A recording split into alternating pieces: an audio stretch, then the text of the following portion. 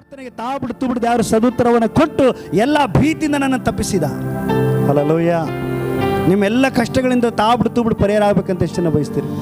ಎಲ್ಲ ಭೀತಿಯಿಂದ ನಿಮ್ಮನ್ನು ದೇವರು ತಪ್ಪಿಸ್ಬೇಕು. ಬಯಸ್ತಾ ಇದ್ದೀರಾ? ಬಿಡ್ತು ಉತ್ತರ ಬರಬೇಕಾ ನಿಮ್ಮ ಪ್ರಾರ್ಥನೆಗೆ? ಎಷ್ಟು ಜನ ಬಯಸ್ತಿದ್ದೀರಿ? S, hallelujah, hallelujah. ಹಾಗಾದ್ರೆ ಎಡಬಿಡದೆ ಏನು ಮಾಡಬೇಕು? ನಾವು ದೇವ್ರನ್ನ ಏನು ಮಾಡಬೇಕು? ಎಡಬಿಡದೆ ಕೊಂಡಾಡಬೇಕು. ಹಲ್ಲೆಲೂಯಾ.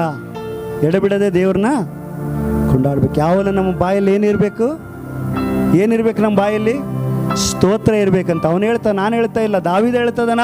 ಅದಕ್ಕೆ ದೇವರು ದಾವಿದನ ಬಗ್ಗೆ ಹೇಳ್ದ, ಈ ದಾವಿದ ನನ್ನ ಹೃದಯಕ್ಕೆ ಒಪ್ಪುವ ಮನುಷ್ಯ ಅಂತ ಹೇಳ್ದ. ನಿಮ್ಮ ಬಗ್ಗೆ ದೇವ್ರು ಹೇಳ್ಬೇಕಾ? ಸ್ವರ್ಗದಲ್ಲಿ ದೇವದೂತರ ಮುಂದೆ ನಿಮ್ಮ ಹೆಸರು ತಗೊಂಡು ಹೇಳ್ಬೇಕಾ, ಇವ್ರು ನನಗೆ ಒಪ್ಪುವ ಮನಸ್ಸರು ಅಂತ ಹೇಳ್ಬೇಕಾ? ಹಾಗಾದ್ರೆ ದೇವ್ರ ಹತ್ರ ನಾವೇನು ಮಾಡಬೇಕು? ಎಡಬಿಡದೆ ಕೊಂಡಾಡಿ ಅನ್ಯೂನ್ಯತೆ ಇಟ್ಕೊಳ್ಳೋಣ. ದೇವ್ರ ಮಕ್ಕಳೊತ್ತಿಗೆ ಅನ್ಯೂನ್ಯವಾಗಿ ಇಟ್ಕೊಳ್ಳೋಣ. ಒಬ್ಬರನ್ನೊಬ್ಬರನ್ನ ಬಿಟ್ಟುಕೊಡೋದು ಬೇಡ. ನೀನು ಬಿಟ್ಟುಕೊಡದೆ ನಿನ್ನದೇ ಮಾರ್ಗದಲ್ಲೇ ಹೋದರೆ, ಇಷ್ಟೆಲ್ಲ ವಾಕ್ಯ ಬಿಡಿಸಿ ಹೇಳಿದ್ರು, ಇಲ್ಲ ನಿಮ್ಮದು ನಂದು ಅಂದರೆ ನಾಳೆ ನಿಮಗಾಗುವ ಅನಾಹುತಗಳಿಗೆ, ಆ ಆಶೀರ್ವಾದ ಕಳೆದುಕೊಳ್ಳೋ ವಿಷಯದಲ್ಲಿ ನಾನು ಜವಾಬ್ದಾರಿ ಅಲ್ಲ. ಇವತ್ತು ಗಟ್ಟಿ ಮನಸ್ಸು ಮಾಡ್ರಿ. ದೇವರ ಹತ್ರ, ದೇವರ ಮಕ್ಕಳ ಹತ್ರ ನಾನು ಅನ್ಯೋನ್ಯವಾಗಿ ನನ್ನನ್ನೇ ಒಪ್ಪಿಸಿಕೊಡ್ತೇನೆ. ಹನೋಕ ಅಂದರೆ ಒಪ್ಪಿಸಿಕೊಡೋದು. ಇವತ್ತು ಎಷ್ಟು ಜನ ಒಪ್ಪಿಸಿಕೊಡ್ತೀರಿ?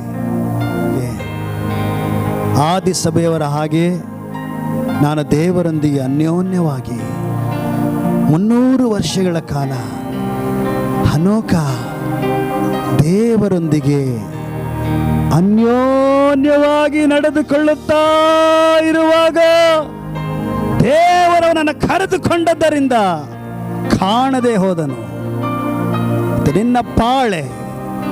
ನಿನ್ನ ಪಾಳೆ ಸ್ವಾಮಿ ನಿನ್ನ ಕರಿತಾದನ. ನಿನಗೆ ಯಾಕೆ ಜನ್ಮ ಕೊಟ್ಟಾನ? ನಿನ್ನ ದೇವರೊಂದಿಗೆ ಅನ್ಯೋನ್ಯವಾಗಿರೋ ಸಲುವಾಗಿ. ಬೇಡವಾದ ಹರಟೆಗಳು ನೋಡೋಕ್ಕಾಗಿ ಅಲ್ಲ, ಬೇಡವಾದ ರೀಲ್ಸ್ಗಳು ನೋಡೋಕ್ಕಾಗಿ ಅಲ್ಲ, ಬೇಡವಾದ ವಿಷಯಗಳಲ್ಲಿ ಮಾತನಾಡುವುದಕ್ಕಾಗಿ ಅಲ್ಲ.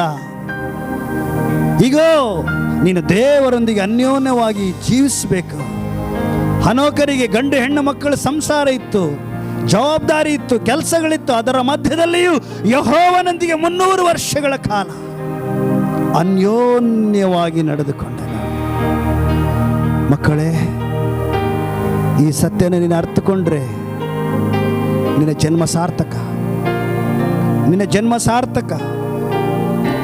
ಇವತ್ತು ಪ್ರಾರ್ಥಿಸು. ಆಹಾ, ಸಹೋದರರು ಒಂದಾಗಿರುವುದು ಎಷ್ಟೋ ಒಳ್ಳೆಯದು, ಎಷ್ಟೋ ರಮ್ಯವಾದದ್ದು, ಮನೋಹರವಾದದ್ದು.